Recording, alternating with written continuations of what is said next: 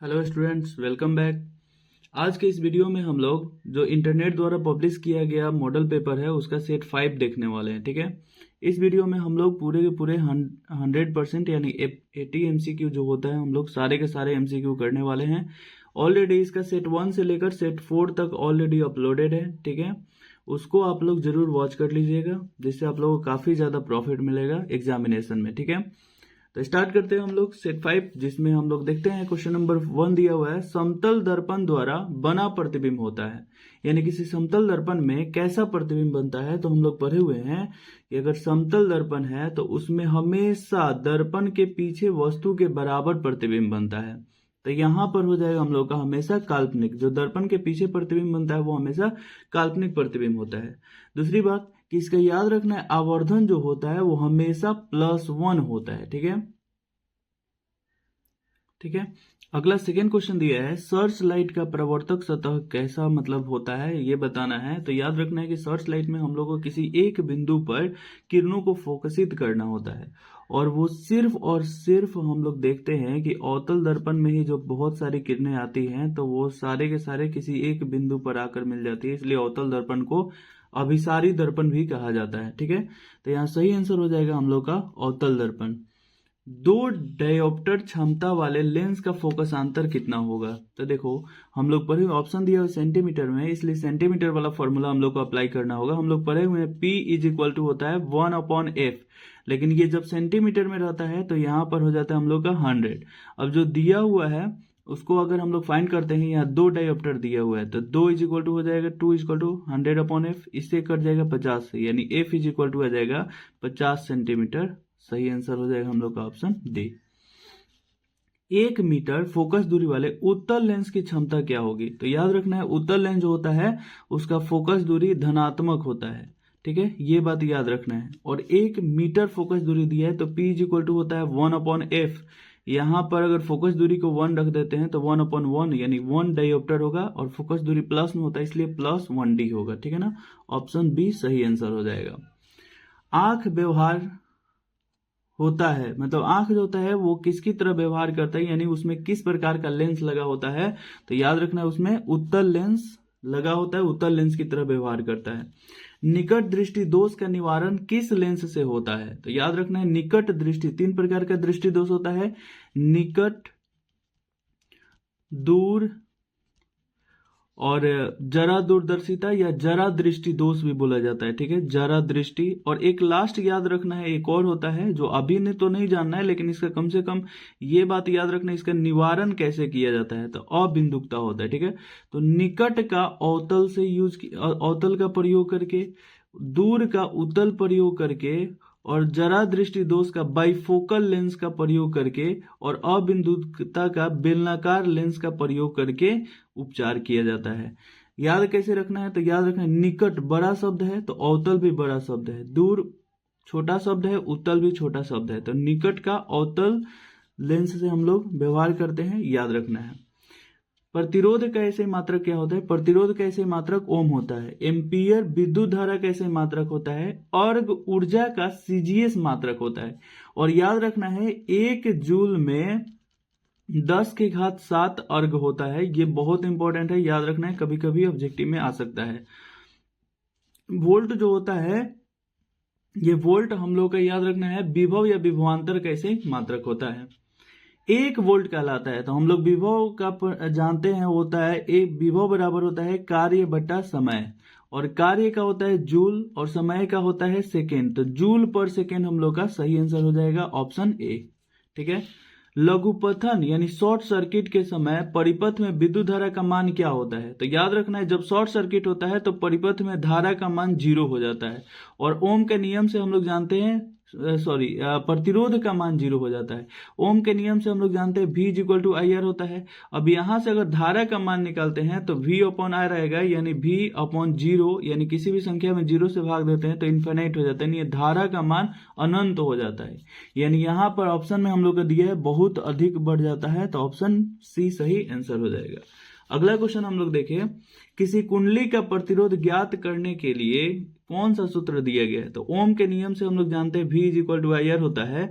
अगर R निकालना है तो क्या करेंगे, ये गुना है भाग में आ जाएगा V/I। V/I हम लोग का सही आंसर हो जाएगा, ऑप्शन C सही आंसर हो जाएगा। ठीक है, अगला क्वेश्चन दिया है, प्रकृति में पृथ्वी पर ऊर्जा का मुख्य स्रोत क्या है? मतलब सबसे ज्यादा ऊर्जा जो होता है पृथ्वी पर किससे प्राप्त किया जाता है? तो याद रखना है ऑप्शन बी सही आंसर हो जाएगा। सूर्य से हम लोग अधिकांशतः मतलब सर्वाधिक ऊर्जा प्राप्त करते हैं।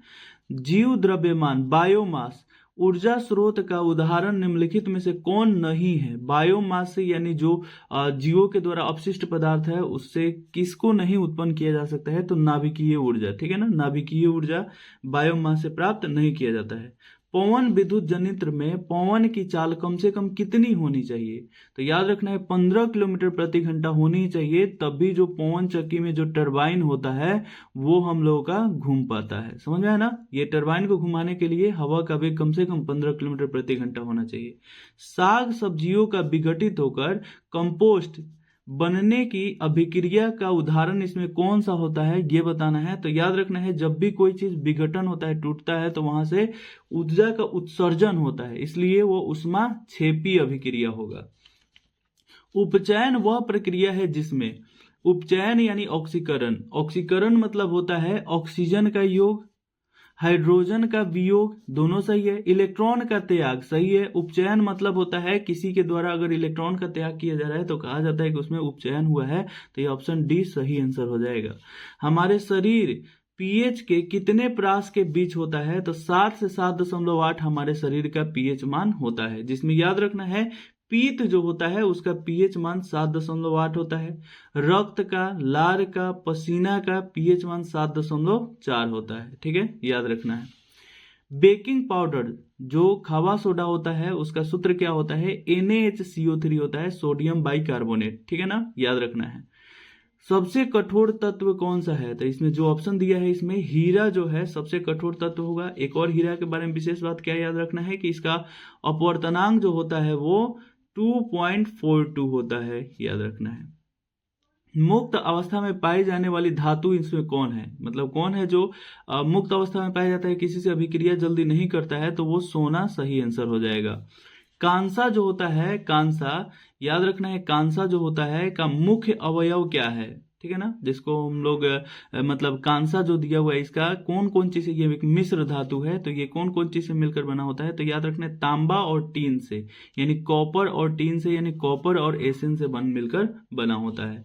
अगला दिया है इथाइल अल्कोहल का अनुसूत्र क्या है? वही शराब यानी इथाइल अल्कोहल, यानी इथाइल यानी 2 कार्बन होना चाहिए और OH अल्कोहल होना चाहिए, तो यहाँ पर C2H5OH हम लोग का सही आंसर हो जाएगा। ठीक है, अगला क्वेश्चन देखते हैं, क्वेश्चन नंबर 22। इथेन में कितने सहसंयोजक आबंध होते हैं? ठीक है ना, तो इथेन एल्केन समूह का होता है, तो CnH2n+2 होता है। ठीक है, और यहाँ पर इथेन मतलब 2 कार्बन है। ठीक है ना, तो यहाँ पर टोटल बताना है कि कितने इसमें बंधन बनते हैं, तो इसका सूत्र तो हो जाएगा C2H6, यानी कार्बन कार्बन के बीच और कार्बन हाइड्रोजन के बीच टोटल बंधन कितना होता है? तो इसका संरचना अगर हम लोग बनाए तो इस तरह से हम लोग का संरचना बनेगा। ठीक है, यहाँ पर प्रत्येक कार्बन को 4 बंधन होते हैं, तो 4 बंधन हो गए। अब काउंट करते हैं कितने सहसंयोजक बंधन थे, 1 2 3 4 5 6 7, टोटल 7 सहसंयोजक बंधन हो जाएगा हम लोग का सही आंसर। अष्टक सिद्धांत का प्रतिपादन किसने दिया था? यानी अष्टक नियम जो है किसके द्वारा दिया गया था? तो याद रखना है न्यूलैंड्स के द्वारा अष्टक नियम दिया गया था। डोब्रेनर के द्वारा तिर्यक नियम दिया गया था, और मेंडलीव जो थे आवर्त नियम सबसे पहले दिए, और मोसले के द्वारा आधुनिक आवर्त सारणी दी गई है। ठीक है ना, आधुनिक आवर्त सारणी में तत्वों के वर्गीकरण का आधार क्या है? तो आधुनिक आवर्त सारणी में परमाणु संख्या के आधार पर तत्वों का वर्गीकरण किया गया है। ठीक है ना, याद रखना है परमाणु संख्या के आधार पर।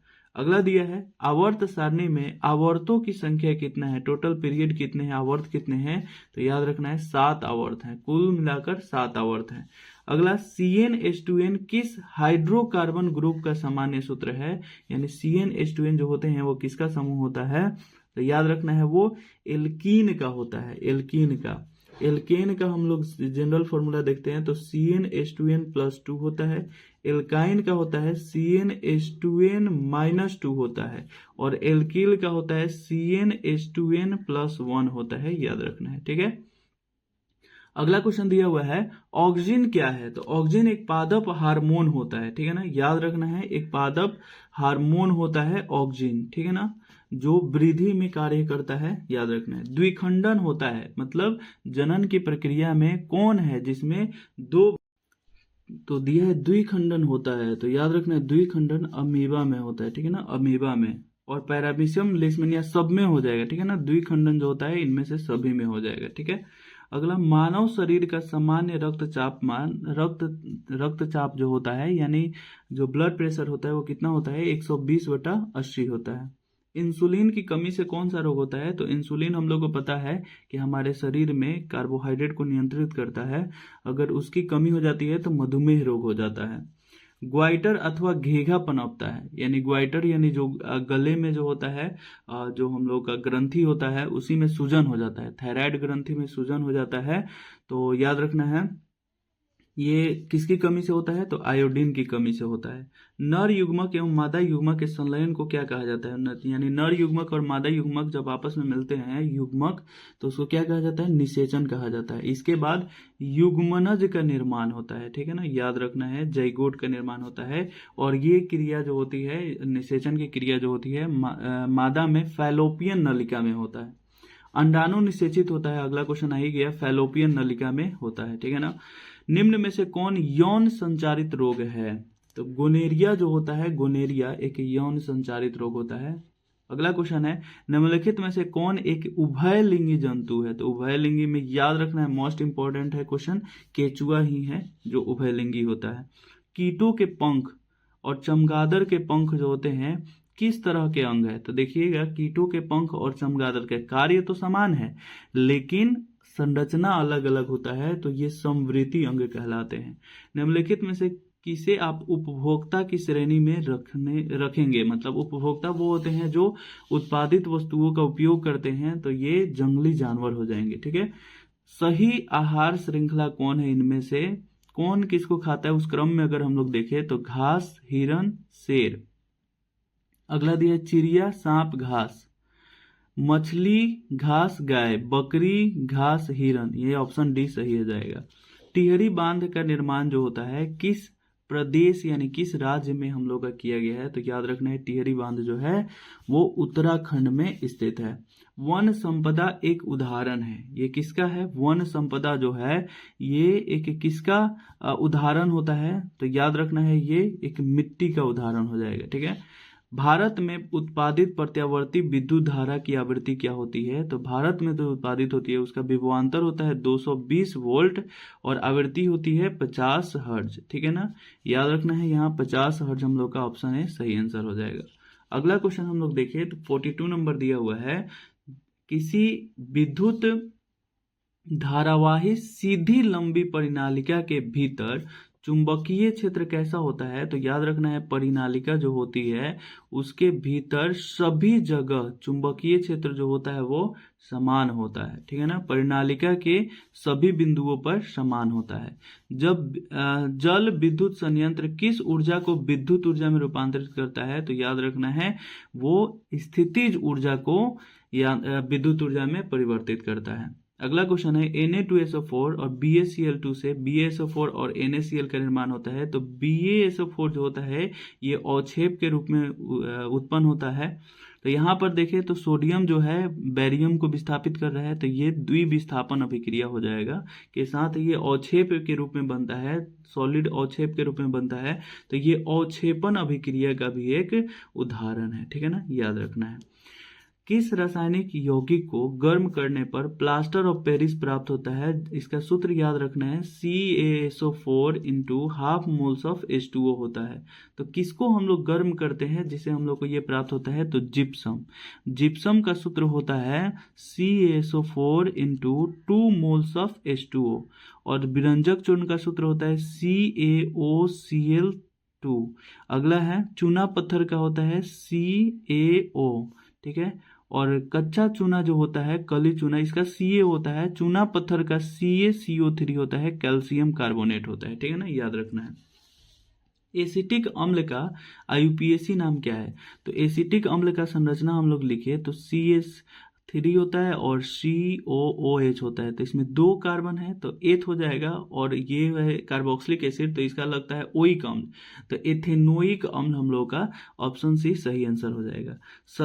स्लाइड को सर्वप्रथम कंपाउंड माइक्रोस्कोप से कितने गुना पर देखा गया था? तो याद रखना है 10x पर देखा गया था, यानी 10 गुना करके देखा गया था सबसे पहले। निम्नलिखित में से कौन सी अनैच्छिक क्रिया नहीं है, यानी जो कौन सी क्रिया है जो हमारे कंट्रोल में होता है? तो याद रखना है चबाना होता है, वमन मतलब होता है उल्टी होना, ठीक है ना, वोमिटिंग होना, लार आना भी हमारे कंट्रोल में नहीं होता है, वोमिटिंग भी हमारे कंट्रोल में नहीं होता है, हृदय का धड़कना भी हमारे कंट्रोल में नहीं होता है, चबाना हमारे कंट्रोल में हो जाता है, यही सही आंसर हो जाएगा। धारा मापने के लिए हम लोग किसका उपयोग करते हैं? तो याद रखना है एमीटर का प्रयोग किया जाता है। वोल्ट मीटर से हम लोग विभवांतर को मापते हैं, ठीक है ना, याद रखना है। डायनेमो से किस प्रकार की धारा उत्पन्न होती है? तो दिष्ट धारा जनरली उत्पन्न होती है, जिसको बाद में हम लोग प्रत्यावर्ती धारा में रूपांतरित कर लेते हैं। अगला है चुंबकीय क्षेत्र की तीव्रता का एसआई मात्रक क्या होता है, ठीक है ना। तो चुंबकीय क्षेत्र की तीव्रता का एसआई मात्रक, जिसके लिए एक फॉर्मूला होता है E=F/Q होता है, ठीक है ना। अब अगर हम लोग इसका लिखते हैं अगर फॉर्मूला, तो ये पता है कि फोर्स का होता है न्यूटन और इसका हो जाएगा कूलम, तो 1 न्यूटन पर कूलम होता है। अगला अगर इसको हम लोग दूसरे फॉर्मूला के रूप में कन्वर्ट करें, यहाँ याद रखना है कि ये जो E लिखा हुआ है ना, ये विद्युत क्षेत्र की तीव्रता होता है, तो न्यूटन पर कूलम विद्युत क्षेत्र की तीव्रता है। यहाँ पर पूछ रहा है चुंबकीय क्षेत्र की तीव्रता का ऐसे मात्रक क्या होता है, तीव्रता का वैसे मात्रक पूछा है, ऐसे मात्रक तो इसका याद रखना है टेस्ला होता है, ठीक है ना, टेस्ला इसका ऐसे मात्रक होता है। अगर इसका अन्य मात्रक कोई पूछे तो याद रखना है न्यूटन एम्पियर पर मीटर होता है, ये हम लोग का ऑप्शन भी सही आंसर हो जाएगा। नाभिकीय ऊर्जा प्राप्त करने हेतु आवश्यक होता है, मतलब किसका उपयोग किया जाता है? तो यूरेनियम एक भारी परमाणु होता है, इसी का उपयोग किया जाता है, याद रखना है। निम्नलिखित में से कौन नवीकरणीय ऊर्जा का स्रोत है, जिसको हम लोग फिर से प्राप्त कर सकते हैं? तो याद रखना है इसमें पवन नवीकरणीय ऊर्जा स्रोत का उदाहरण है पवन चक्की दिया है, जल पंप दिया है, विद्युत जनरेटर दिया है और बायोमास संयंत्र दिया है। क्वेश्चन बोल रहा है निम्नलिखित में से कौन नवीकरणीय ऊर्जा का स्रोत का उदाहरण दिया है? इसमें बायोमास संयंत्र हो जाएगा सही आंसर। अगला है समीकरण CaCO3 में, ये ठोस अवस्था में दिया हुआ है, CaO और CO2 बनता है जब इसको हम लोग गर्म करते हैं। तो यह किस प्रकार का समीकरण है? तो ये एक बड़ा सा यौगिक जो होता है टूटकर 2 या 2 से अधिक यौगिक जब बनाता है तो उसको वियोजन अभिक्रिया या विघटन अभिक्रिया कहा जाता है। बोले लाल तप्त आयरन पर जल वाष्प प्रवाहित करने पर कौन सा यौगिक बनता है? तो याद रखना है ये तुरंत अभिक्रिया हो जाता है और ये Fe3O4 का निर्माण होता है, जो होता है मैग्नेटाइट, ठीक है ना। और Fe2O3 जो होता है ये हेमेटाइट का सूत्र होता है, याद रखना है। निम्नलिखित में से pH का कौन सा मान क्षारक विलयन का मान देता है? तो जिसका pH मान 7 से अधिक होता है वो क्षारक विलयन होता है, तो यहाँ पर ऑप्शन हम लोग का डी सही आंसर हो जाएगा। कोई विलयन लाल लिटमस पत्र को नीला कर दे रहा है यानी क्षार है, तो उसका pH मान क्या होगा? वो 10 हो जाएगा। विरंजक चूर्ण का रासायनिक सूत्र क्या होता है? तो CaOCl2 होता है विरंजक चूर्ण का। धातुओं की प्रकृति होती है, यानी धातुएं जो होती है वो क्या करती है? तो याद रखना है इलेक्ट्रॉन को त्याग करके और वो विद्युत धनात्मक बनाती है। पीतल क्या है? तो पीतल एक याद रखना है मिश्र धातु होता है, ठीक है, जो तांबा यानी कॉपर और जिंक से बना होता है, ठीक है ना, याद रखना है। मतलब कॉपर और जिंक से मिलकर बना होता है। लगभग इसका परसेंटेज अगर हम लोग देखें तो 67% हम लोग का कॉपर यूज किया जाता है और 33% जो होता है इसमें जिंक यानी जस्ता का प्रयोग किया जाता है, ठीक है। अगला क्वेश्चन देखें हम लोग 61 नंबर। अगला क्वेश्चन है सीने बार किस धातु का अयस्क होता है? तो याद रखना है सीने बार जो होता है वो HgS इसका सूत्र होता है और ये जो होता है वो मरकरी का अयस्क होता है Hg का। बेंजीन का अनुसूत्र क्या होता है? C6H6 इसका अनुसूत्र होता है। निम्नलिखित में से हाइड्रोकार्बन 3 आबंध वाले होते हैं, तो 3 आबंध वाले एल्काइन होता है जो CnH2n-2। तो देखना है इसमें 2 गुना से 2 कम कौन है ऑप्शन में, यहाँ पर देखें हम लोग, तो यहाँ पर दिया हुआ है C3H4, यही 2 गुना से 2 कम है, इसी में त्रिबंधन उपस्थित होगा। ग्लूकोज का आणविक सूत्र क्या होता है, तो C6H12O6 होता है, हम लोग का ऑप्शन है सही आंसर होगा। आवर्त सारणी के शून्य समूह का तत्व इसमें कौन है, हीलियम होता है, ठीक है ना। शून्य समूह या 18वें वर्ग का तत्व पूछे तो यहाँ हीलियम हो जाएगा। आवर्त सारणी में कितने वर्ग हैं, 18 वर्ग हैं, और आवर्त जो है वो 7 है। निम्नलिखित में से किसे कोशिका का ऊर्जा मुद्रा के रूप में जाना जाता है, तो याद रखना है ATP को जाना जाता है। और याद रखना है कि एक ग्लूकोज 1 मोल में अगर हम लोग ग्लूकोज खंडित होता है माइटोकॉन्ड्रिया में, तो उससे 38 ATP का निर्माण होता है। और जब अवायवीय श्वसन होता है तो उस स्थिति में पाइरुवेट के रूप में टूटता है, तो याद रखना है इससे अवायवीय श्वसन के दौरान 2 ATP का निर्माण होता है, ठीक है ना। अगला दिया है आहार नाल का सबसे बड़ा भाग, लंबा भाग कौन सा होता है, छोटी आंत होती है, ठीक है ना। वृक्क किस जैव प्रक्रम का हिस्सा है, तो उत्सर्जन तंत्र का हम लोग का हिस्सा होता है कौन, किडनी वृक्क होता है, ठीक है।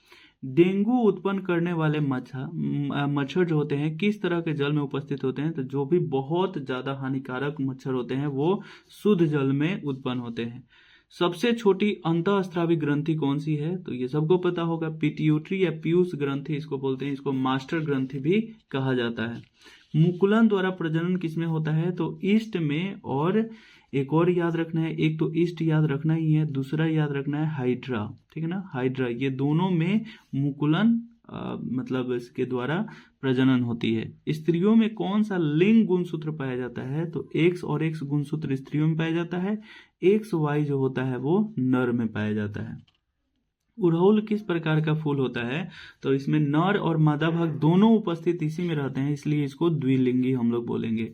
मानव में कितने रक्त समूह पाया जाता है, तो 4 होता है, एक A होता है, एक B होता है, एक AB होता है, और एक वो होता है, ठीक है ना, याद रखना है। तो यहाँ पर हो जाएगा हम लोग को ऑप्शन D सही आंसर हो जाएगा, ठीक है। ओजोन परत पाया जाता है, तो ओजोन परत जो होता है वायुमंडल के मध्य स्तर में पाया जाता है, जिसका अणुसूत्र जो होता है O3 होता है, याद रखना है, ठीक है। अगला है निम्नलिखित में से कौन एक जैव अनिम्नीकरणीय पदार्थ होता है, DDT, ठीक है ना। DDT का फुल फॉर्म होता है डाइक्लोरो, यहाँ हो जाएगा di CHOLOR chloro diphenyl trichloro ethane, ठीक है ना, याद रखना है। वन संरक्षण का उपाय क्या है, मतलब वन को अगर सुरक्षित रखना है तो उसमें क्या करना होगा, नए वृक्षारोपण द्वारा, मतलब नए नए वृक्ष लगाने होंगे ज्यादा से ज्यादा। गर्म जल प्राप्त करने के लिए हम सौर जल ऊष्मा का उपयोग किस दिन नहीं कर सकते हैं, तो बादल वाले दिनों में, जब बादल रहता है तब हम लोग उसका उपयोग नहीं कर सकते हैं, ठीक है। तो इस प्रकार से हम लोग का जो इंटरनेट द्वारा पब्लिश कराया गया हम लोग का मॉडल पेपर था, उसके सारे सेट, 5 सेट अवेलेबल होते हैं, पांचों सेट का हम लोग MCQ कंप्लीट कर चुके हैं। इसको आप लोग को बार बार आप लोग को वीडियो को रिपीट करना है, बार बार देखना है, ताकि आप लोगों का पूरा 100% साइंस मतलब कंप्लीट हो जाए। इससे अतिरिक्त क्वेश्चन नहीं आता है, ठीक है, या अगर आएगा भी, अगर ऐसे होगा कुछ एक्स्ट्रा क्वेश्चन होंगे जो आने की संभावनाएं होंगी, तो उसके लिए भी आप लोगों को वीडियो अवेलेबल करा दिया जाएगा, ठीक है। तो इसी प्रकार से वीडियो में लास्ट तक बने रहने के लिए धन्यवाद। और अगर आप लोग को वीडियो अच्छा लगा है तो लाइक जरूर करना है और शेयर भी करना है, ताकि जो बच्चे क्लास 10th में हैं और उनकी अगर प्रिपरेशन अच्छी नहीं हुई है तो इसके माध्यम से वो काफ़ी हद तक अच्छे मार्क्स अचीव कर सकते हैं, ठीक है। तो इस प्रकार से वीडियो को अंत करते हैं और मिलते हैं नेक्स्ट वीडियो में हम लोग, तब तक के लिए बाय।